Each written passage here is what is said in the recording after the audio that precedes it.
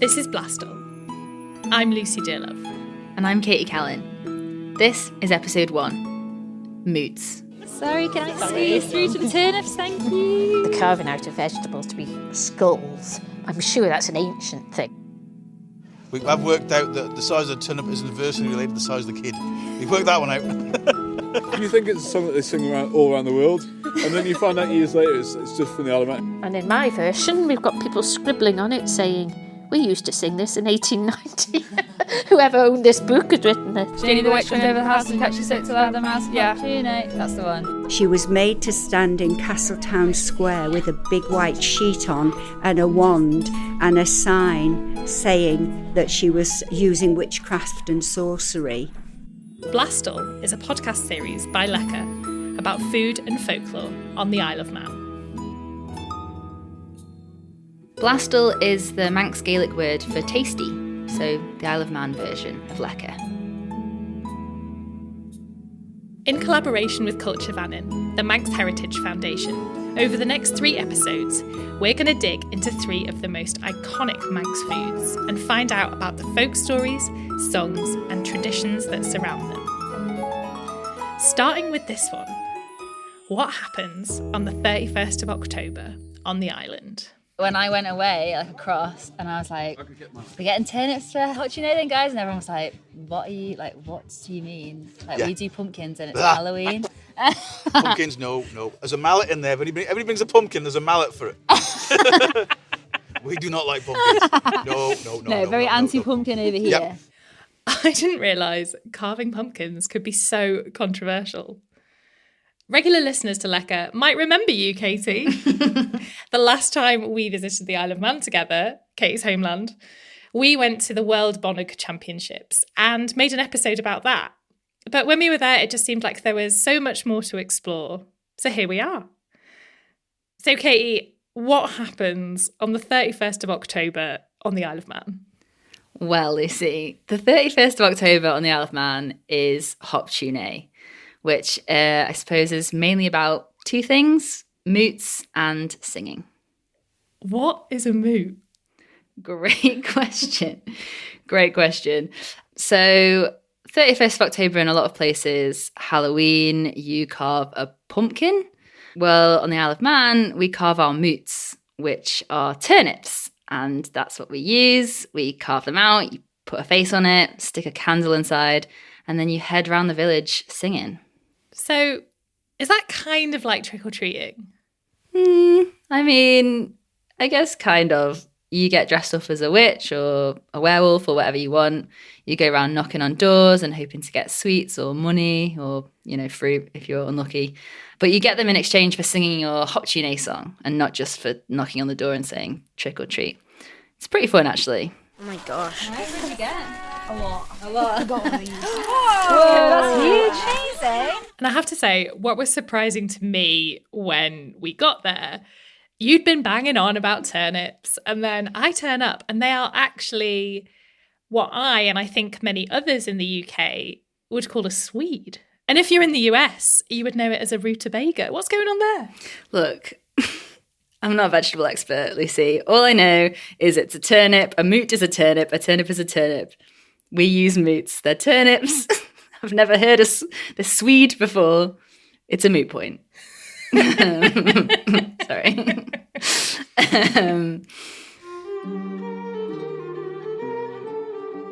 For this whole series, we wanted to make sure that we consulted a proper Manx folklore expert. And luckily, I knew just the person.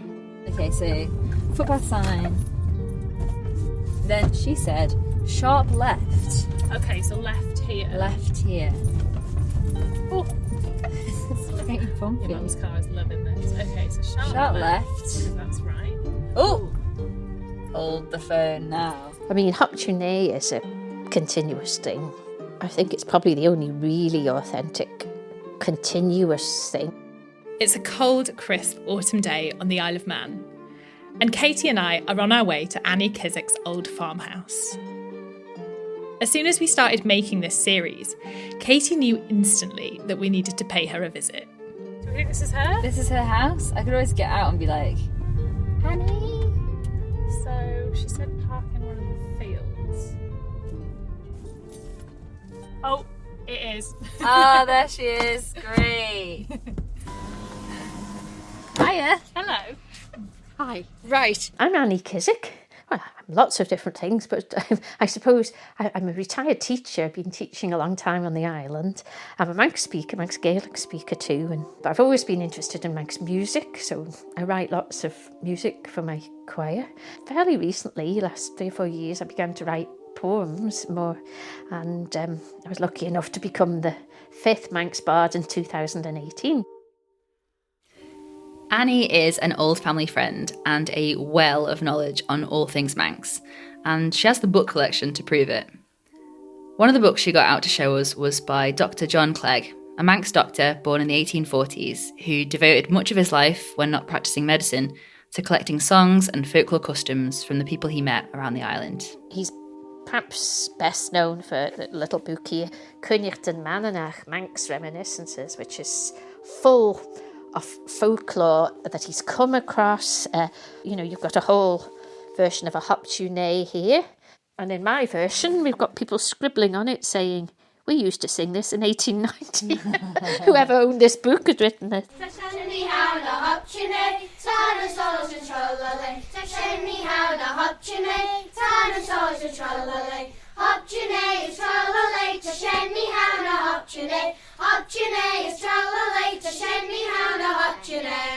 One actual place on the island that's working to remind people of Manx folk traditions and history is Cregneash.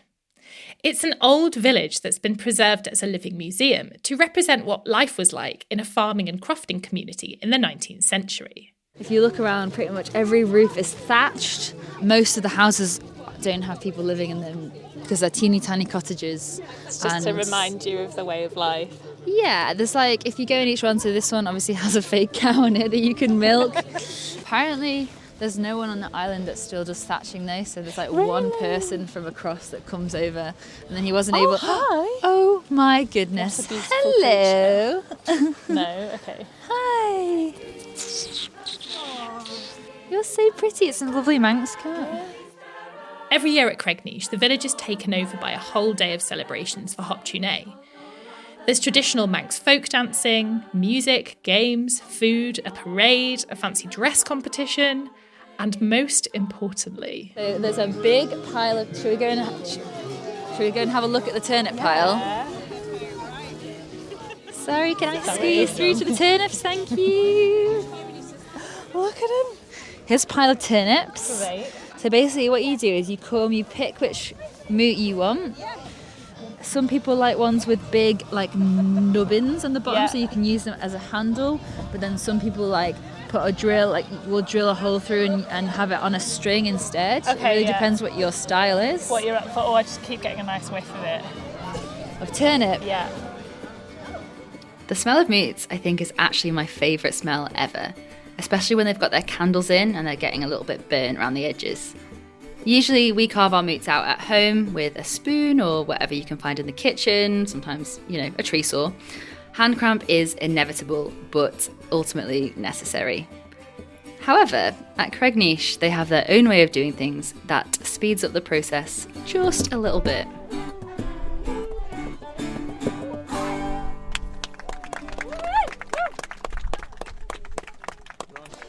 So here's the production line of turnips from turnip to lantern, moot production line. So as you can see, there is a man who has an enormous cutlass thing.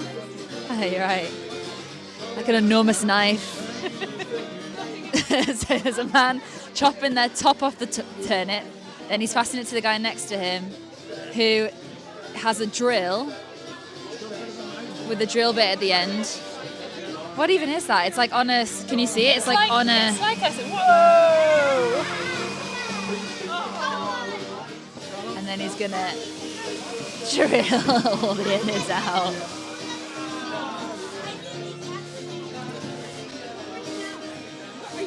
And then I think this last one is to get the hole in the lid to put the string through to carry it. What a production line. Then this guy here is doing the string for everyone and putting the candles in, yeah. So then it hangs like a proper lantern. And this lady over here is doing the same. The carving out of vegetables to be skulls, really, in effect. That's got to have gone on with whatever I mean, I'm sure that's an ancient thing. I don't think we could never prove, could we? You know, what did they ever carve out a cabbage bun or something? You know, you couldn't prove that, but it seems highly likely. I would think. This is my imagination, but you know, that skulls would have been the sort of receptacle for the light there. There you go. Back at Cregneash, as we walked outside the Moots tent, there was a grand entrance by Pete the farmer on his quad bike, towing an entire trailer of moots. Well, we've been up here doing Hop-tu-Naa-ing up here, so there's 22 years. And like, how do you know whether you've got a good turnip or not? Turnips I like for this job are ones of decent size, so the kids can have a... I've worked out that the size of the turnip is inversely related to the size of the kid. We've worked that one out. But for feeding, I used to feed a lot of turnips out in the field, and the sheep will have them. I like them out there. So anything to survive the winter, decent size, I'm happy with. And how many for this event today did you bring? So far, they've gone through about 400 or 500, I think.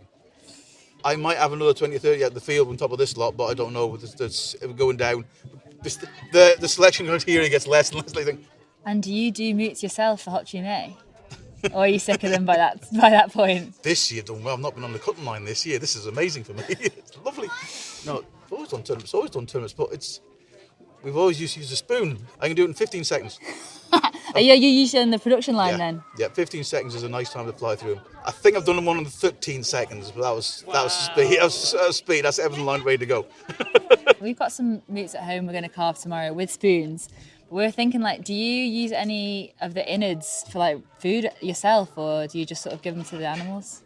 It goes, because the way with the drill works, it goes off incredibly quickly. It's not like a spoon, the chunk comes out, you put it in, you mash it with a carrot, it's lovely. But it goes off that quick, we can't use it. Right, It's gone. We even tried it with the pigs. The pigs will be, and no, didn't want it. The pigs won't have it. Even the pigs won't have it. Yeah, that's something amazing that was. Never seen that before, but they just go so quick. Yeah.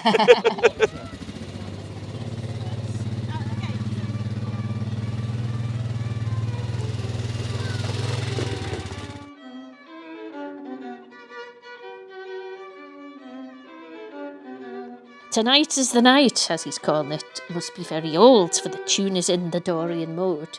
Well, not the one I'm singing, but who knows. He mentions, this is sort of typical of Clegg, the person who heard who he got these things from. He got tunes from the blind singer Thomas Kermode from Bradda, who lost his sight because of the smallpox, but he had very good hearing. He got a lot of songs and things from him. As Katie mentioned at the start, singing is another big, enduring tradition of Hop-tu-Naa-ing. The Hop-tu-Naa-ing song has a load of different variations, depending on where you live on the island. We asked Pete what version he sang. How did yours go? Can you remember? Don't remember it at all. See, that's what my dad said as well. I didn't believe you. You just don't want to sing. I don't remember anything at all. Really? Well, we did the turnips, and that was about it, really. Okay. So nothing else was. Well, we had the stick, so. Where was that then? I was down the Guilley, just down the road. Right. The music you could hear in the background while we were walking around in the Moots tent and elsewhere at Cregneash was provided by Matt and his guitar. And so we thought Matt would be a great person to ask about Hop-tu-Naa-ing songs as well. You know, when you're like 5 or 6, you think it's a song that they sing all around the world, and then you find out years later it's just from the Isle of Man, it's just from Douglas. Yeah. Quite strange, that, isn't it? It was mad, yeah, because then as well, like, you speak to, like, my cousin did the Peel version, and I was like, what? What's this? And then the Manx version as well, not even the same tune. There's loads of them. But yeah, no, my gran one year brought a pumpkin back, so I was the only one, I know, controversial. At the time it was like, I've got a pumpkin, but I think, kind of, it's frowned upon. So Yeah. So controversial. But thinking about it, she brought it back from holiday, it's quite something, that. Yeah, like an exotic thing. Yeah.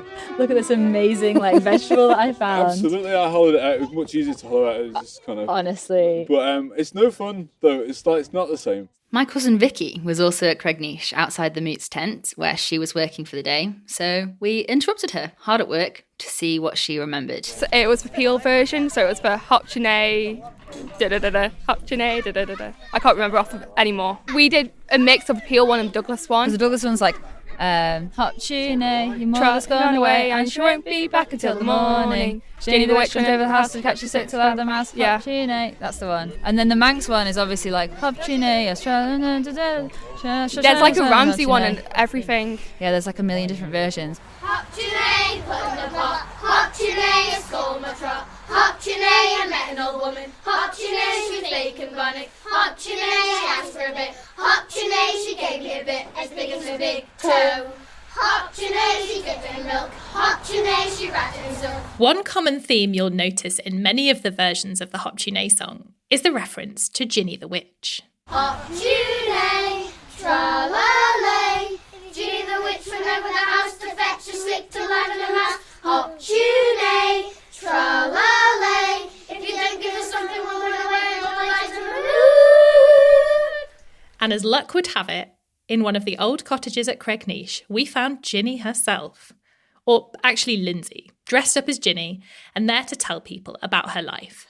She was very poor and she used to go around begging to people's houses and on the streets and everything. She used to do potions as well, just to sell to people to cure them. And she was known that people would ring her when they wanted something done. So she was a herbalist, really. But also, as is often the way in those times, even though they rely on her when they need their herbs and they're not well, if something goes wrong, they also get the blame for it. So she was blamed for things like people's milking cows drying up, and if somebody fell ill and they didn't get better, she would be blamed for that.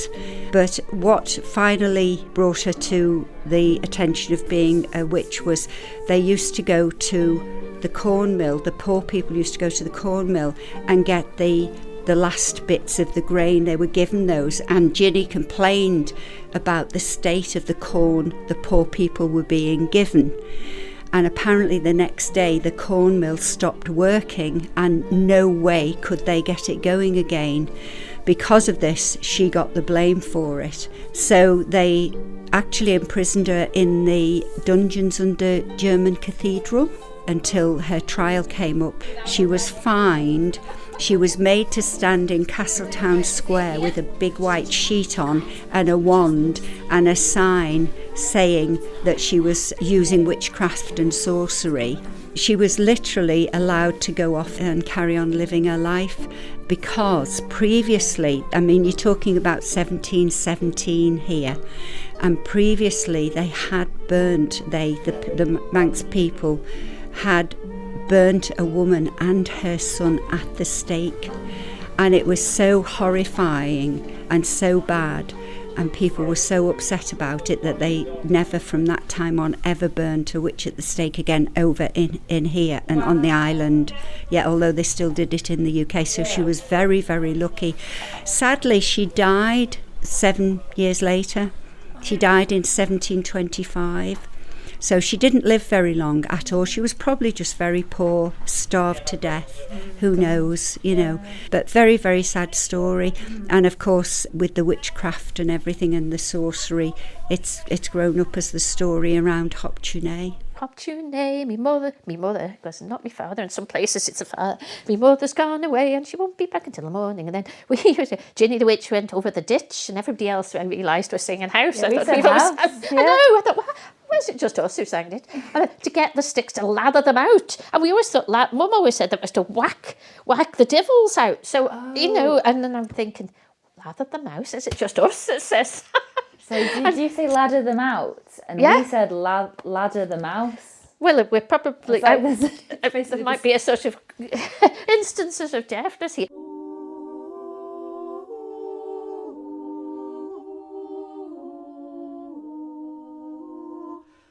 The day after we went to Cregneash, Katie and I sat down to carve our own moots the old-fashioned way, aided with advice and tools from her mum, Vanessa. So let me just think about this logically. Because the ones that we usually do, we use the nub as like the handle, handle. but the ones we saw them do yesterday, which is the other way of doing it, is that you cut The top off, and then you drill through there to hold the string. Yeah, exactly. And you've got a lid. And then you have a lid. Do you think a tree saw would be better? Or maybe I'll have it like this and I could do Humpty Dumpty. I think a tree saw to take the tops off would be a And I good can idea. kind of like have it like this. Well, it's got two handles. It'd be easier to carry. Okay, I'll do it like, instead of horns, I'll do little legs. I feel like that's going to be good. That's a good situation. Go and find the tree saw, please. Oh my god. What are you going to do on yours? To be honest, usually I just do like a little face, and then on the other side I'll write Hop-tu-Naa-ing on the bottom. Okay, that sounds good. On the turnip arse. And also because we want to cook with the stuff, right? So we want to save that. Oh my god, please mind your Is fingers. it like this? Well, you need to. You're going to have a lid, haven't you? Yeah.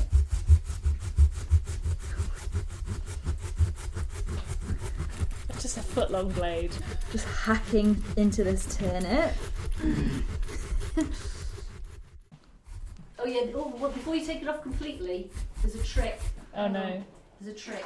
Just you need to mark where your lid is, so where it matches up. Oh, that's So then, oh gosh, what happened there? I know. Okay, well let's find somewhere where it's so you just put a.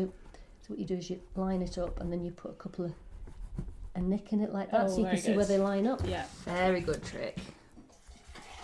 Maybe I'll just try and wrench it off at this stage. Hey! There we go, perfect. And now I just need to hollow out this entire thing. This is us for the next 3 days. Settle in. So we used to do the tops of the turnips, the bits with the stalks. You used to have it by a string, Yeah. like a lantern dangling instead of a... So that's a regional variation as well as the song. Which way up you do your moot. Exactly. Because I've never seen moots with the stalks at the bottom until I came to live out here. Is that a West thing then? So it's definitely a Western thing. And also the other difference is I noticed that they don't seem to cut all the way through the turnip when they're carving the face. In the West, Oh yeah. they leave a thin film, A layer. A layer, yeah. Yeah. And then your candle doesn't blow out. That is clever. Oh, that is clever. I think it looks really cool when you do it like that as well. Do you know what design you're going to do? No. I guess I'll cross that bridge when Yeah. I come to it. It might also be dictated by the limitations of my turnip. Yeah, and how exhausted And you feel how by the end. exhausted I am. Yeah, that's true. I feel like if one of us doesn't lose a finger during this process. Yeah, that'd be It's gonna be a exciting. miracle. Little Sunday trip to A&E.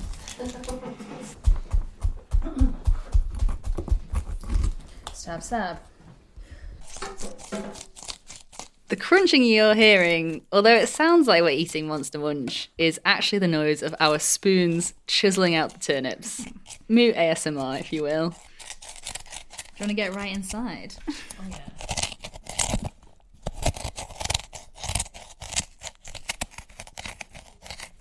Oh no! Oh, did you go all the way through? All the way Oh, through. classic. Classic. Little stab in the turnip. That's which is how I would usually do it, not the stylish way. Yeah. Then it doesn't matter how thick your walls are. Yeah. But if you want to do like a sort of thin, handsome film. Handsome Handsome film, is that the right term? I don't know. A thin veil. Which is... Hop-tu-Naa-ing is when the veil between the worlds is at its thinnest, right? How's your hand cramp Oh, yet? it's quite hard. It's quite painful, but sort of just where the end of the spoon's like, I feel like it's. Oh! It's like bruising. Have you bruised your hand? I think maybe it's just like the pressure. But let's see. God, I Wow. hadn't really noticed it was that bad. Hop-tu-Naa injury. Suffering for your craft. That's me. That's impressive, your dedication. Yeah. Do you think there's lots of moot-related injuries? I don't know. You'd have to go and ask up at A&E. Ask the A&E, yeah. Stabbed palms. Might get an RSI. You're crunching away, huh? You're enjoying that. tonight. A little crudité. Maybe we should get you some. Yeah, I don't know why turnips haven't been like utilised more in the sort of eau de parfum world. I feel like I would definitely. Yeah, I agree.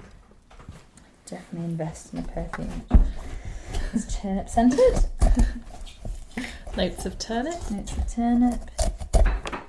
Burnt turnip. At some point, I think the turnip fumes went to our heads and we did lose it a little bit. Because some people will do like detailed pictures of like a witch on a broom, like Ginny the witch on a broom, or. Kind of feel like that's maybe be a bit above my skill set, but. Always aim for that, and then if it doesn't turn out that way, pretend it's something else. Like, what is that? What are those things? Rorschach test. Oh yeah. What do you see? Do you see Ginny the witch? Yeah. Okay, so this is the gorgeous face. I think I've gone for a not sisters, not twins approach on the eyes as well. Nice. It's quite a small eye. Well, you know, we don't want to have to judge these Moots by the beauty standards we're held to in the media. Individuality over, I don't know. Homogeneity. Exactly. Who says your eyes have got to be the same size? Well, exactly. I'm sure mine are. They're meant to be terrifying, aren't they? Well. They're meant to ward off evil. Okay, so I'm gonna make some little holes and put some string through. They'll look good in the dark. They're going to look so good in the dark. They actually look really good in the photos. Turn the lights on. Oh yeah. A bit more. Oh yeah. Oh, very good. Look at it. It looks great. I think they look really good. Oh yeah. Dramatic, eh? And so, as it started to get dark, we displayed the Moots proudly in the window next to the front door. Both with malevolent faces on one side and Hop-tu-Naa-ing carved on the other. Mine rested in a glass vase like a terrifying bouquet, and Katie's rested on its double roots, as if about to make its way off into the underworld on its own two legs. On Hollandtide Eve, boys went into the gardens and fields and pulled cabbage and cabbage stalks and went about beating the doors, and that's why they were calling it the thump the door night. And then young boys and girls would have a spree, as he was saying, different ways to find their fortunes.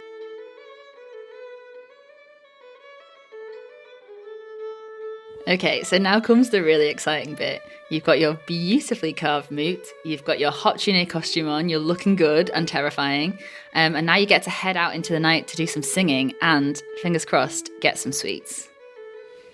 Unfortunately, we did spend too long carving the Moots to have any time left to put together an elaborate fancy dress outfit. But still, we headed out into rainy Peel on the west coast of the island, so I could finally experience a real Hop-tu-Naa-ing for myself.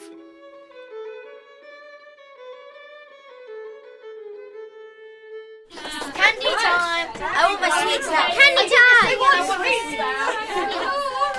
Mom, we're going, Mum, we're going. We joined a Hop-tu-Naa-ing gang which included a lot of very cute, tiny Ginny the Witches, a headless lumberjack, a joker with very shiny hair, a harlequin, and a skeleton werewolf. And then we've got you, a witch. I'm a witch. And I'm a dinosaur. And you're a dinosaur. So, full range, really. Really is. Mostly witches, I'd say. Lots of witches. It is a witch. You know. Lots of Ginnies. A good name of Ginny. It's a bit wet, though. It is quite wet. That doesn't seem to have dampened the spirits. Not at all, The because Hop-tu-Naa-ings. if you can sing for sweets, it really doesn't matter what the weather's like, because you're going to get sweets. Yeah. My witch's hat keeps falling off in the wind.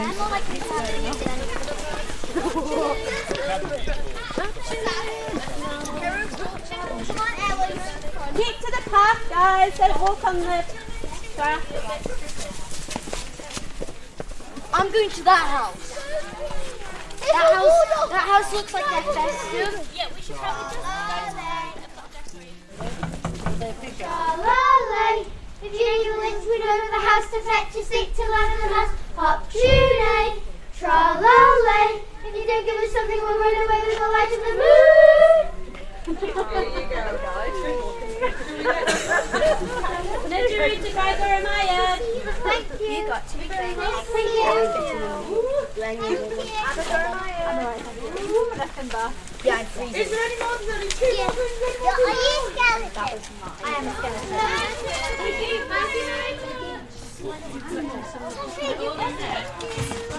Nice to collect. I reached.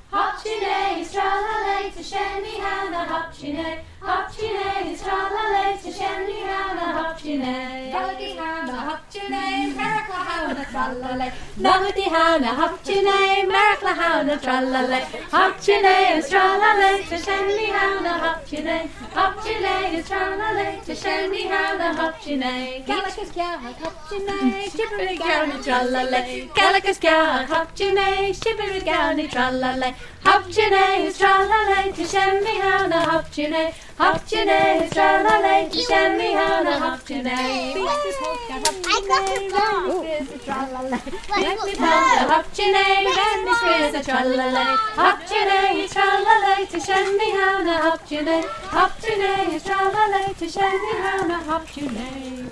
It's like a football team. Sorry. Thank you. We're getting up half a dozen times. Up to who's on, you know. After all that singing in the rain, it was about time we headed home for a little something to warm us up. Vanessa had been busy while we were out, making use of our moot innards. How much turnip did you put in? I put 600 grams of turnip. It's turnipy enough, isn't it? It is turnipy enough. Oh, it's quite spicy. I only put the a small amount of gin. Can I put the What else did you put in? carrots? There were 2 big carrots, onions, garlic, cumin, coriander, turmeric, and chili flakes. Nice.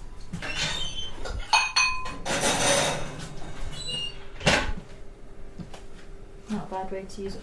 No, it's a good way to use up the turnip, and I'll make some. I'll do some carrot and turnip with some of the other turnip. It's nice. Bit of seasoning.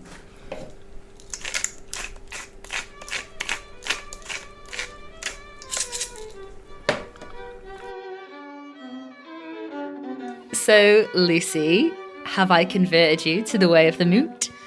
Well, I think you should take a look at my Instagram, Katie. What? Because honestly, I loved it. I now cannot imagine carving anything else. Like, I'm obsessed with the smell.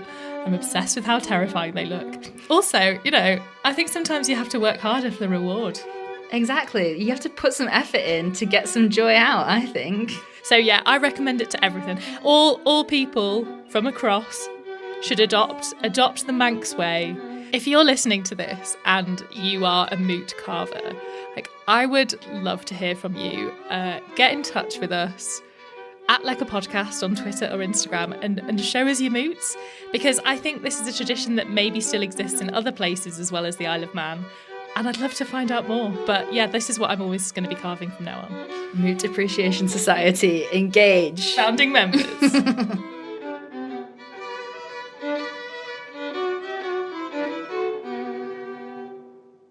It feels only right to leave the last word of this episode to Annie Kissack.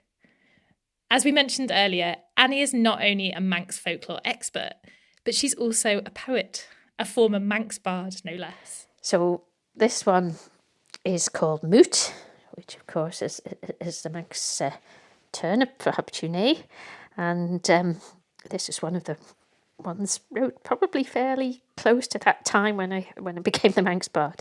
Here we go. The summer has gone, its light has fled. We go warm-wrapped against the cold this Hop-tu-Naa, weighted with our dull thud wonders, inexpertly carved, hacked, with grinning mouths cracked asunder, open. Candlelight reluctant flutters, stutters against the strange resistance of the night. Hold it to you, hold it tight. Night-scented, deep-rooted, apple-scattered, old. The winter has come, the nights are long. We walk word-weaving to your house this Hop-tu-Naa, lisping, softly limping verses, nursing words half-heard in puzzlement absurd, abandoned Manx. Melodies, uncertain ripple, roars at the tight-drawn curtain windows of the dull. For we sing songs of turnip skull, of time-dented, long-looted, flesh-shattered moot.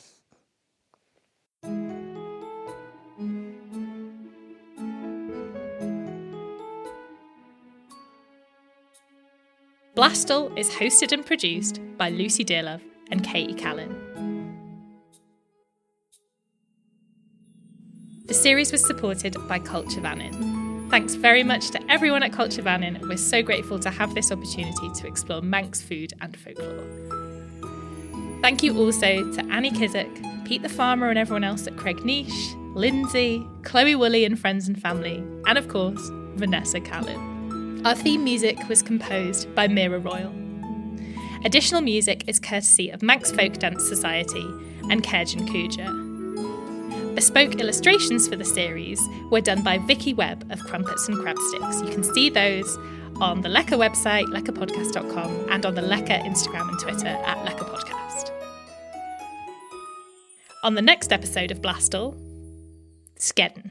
If you were walking down to the boat in the morning and you passed either a pig, a vicar, a woman, any sort of like small brown furry creature with a long tail, yeah, you didn't go out fishing that day. Well, the herring section of the Manx English Dictionary is, massive because of all the kind of herring-related vocabulary. For a long time, the herring industry was so economically important, and herring as a food was just so vital. And in the end, it was Scavin the herring, the little silver fella who was made king of the sea.